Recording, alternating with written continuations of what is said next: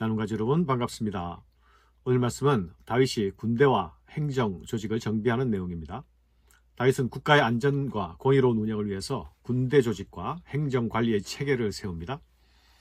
이스라엘 모든 가문의 우두머리, 천부장, 백부장 등을 1년 12순번의 군대로 편성하여 상비군 체제를 유지합니다.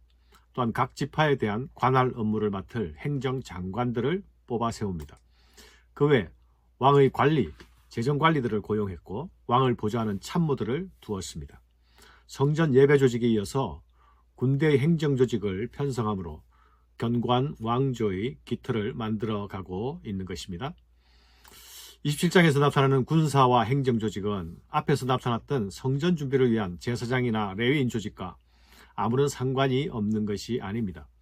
성전 문지기 본문에서처럼 신앙과 또 군사적 질서 사이에 긴밀한 관계가 있는 것이죠. 다윗이 성전 건축과 관련해서 모집한 이스라엘 지도자들 중에서 레위인과 제사장들뿐만 아니라 모든 방백이 들어있는 것은 성전 준비에 이들의 상호 관련성이 있음을 보여주고 있죠. 모든 방백들의 조직에 대한 기술은 성전과 직접적으로 관련된 일들을 이스라엘 민족 전체의 것으로 확대하고 연결시키려는 의도가 담겨 있는 것입니다. 이스라엘 민족의 삶이 근본적으로 신앙적인 것들이나 세속적인 일들 모두나 궁극적으로 하나님을 섬기는 일과 관련되어 있음을 보여주는 것이죠. 다윗의 군사체계는 다양한 계층으로 조직되어서 강력한 왕권을 뒷받침했습니다. 먼저 친위대로서 대장 브나야가 왕의 경호와 특수임무를 수행했죠. 그의 수하에 이방인 용사들인 그렛 사람들과 블렛 사람들이 있었습니다. 정예군으로는 용맹한 장수를 우두머리로 구성한 30인의 정예군이 있었고 그 안에 세 명장 두 팀이 핵심적인 전력으로 활약했습니다. 또한 군사령관 요압을 두었고 위 병사들을 포함한 600명의 군대도 있었습니다. 오늘 본문에 나타나는 군사조직은 직업군인 외에 상비군으로서 각 24,000명으로 구성된 12개의 군단을 두어서 매달 교대 복무를 하는 그런 체계를 세운 것이죠. 각 달 상비군 외에도 필요시는 대규모 병력을 동원하는 체제를 갖춘 것으로 보입니다. 이러한 체계적인 군대 운영 방식은 백성의 부담을 최소화하면서 국가 안보를 유지할 수 있도록 고안된 것입니다. 모든 군사적인 책임을 담당하여서 특정한 지역이나 지파에 편중되지 않고 하나의 공동체의 특징을 잘 드러냅니다. 그리스도인들은 모두 영적 군사들이죠. 바울 사도는 에베소서 6장에서 성도의 싸움은 영적 전투라고 말하고 있습니다. 주 안에서와 그의 힘의 능력으로 강건하여지고 마귀의 관계를 능히 대적하기 위해서 하나님의 전신갑주를 입으라 말씀하지요.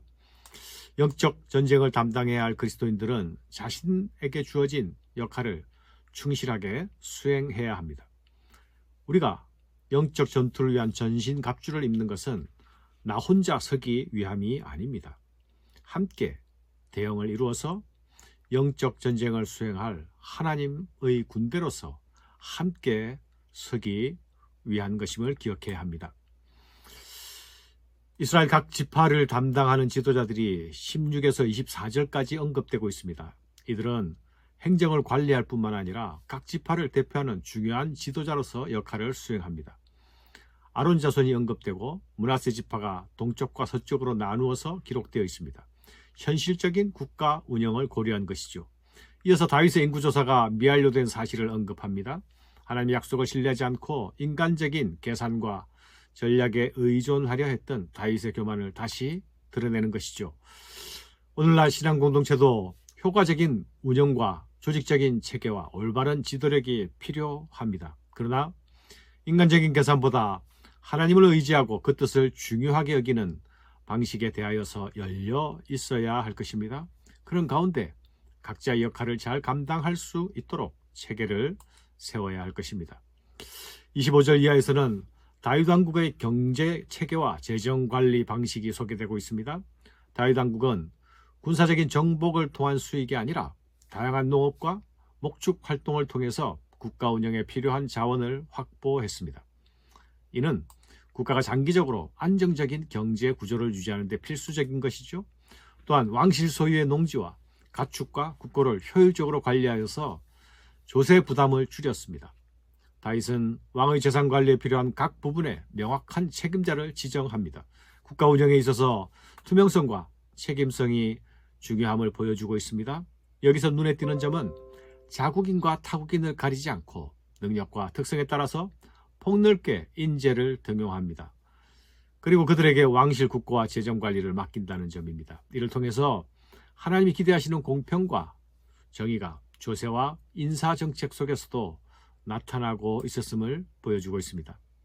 오늘날 교회 재정 관리도 역시 투명하고 정직하게 이루어져야 하는 것이죠. 하나님께서 맡기신 자원을 신실하게 관리하는 청지기 정신이 이에 필요합니다. 하나님의 공급하심을 믿고 신뢰하며 정직하고 성실하게 재정을 관리해야 합니다. 다윗 왕국은 여러 실수에도 불구하고 다시 회복되어 약속대로 든든히 서가고 있습니다. 긍휼히 여기시는 하나님의 은혜로 인함이죠. 이스라엘의 운명은 하나님께 달려 있습니다. 하지만 책임을 맡은 왕은 자신의 최선을 다하고 있습니다. 국방, 행정, 재정의 시스템을 구축합니다. 이것이 하나님을 의지하는 자가 보여주는 신앙과 실천의 균형 잡힌 모습이라 할 것입니다. 감사합니다.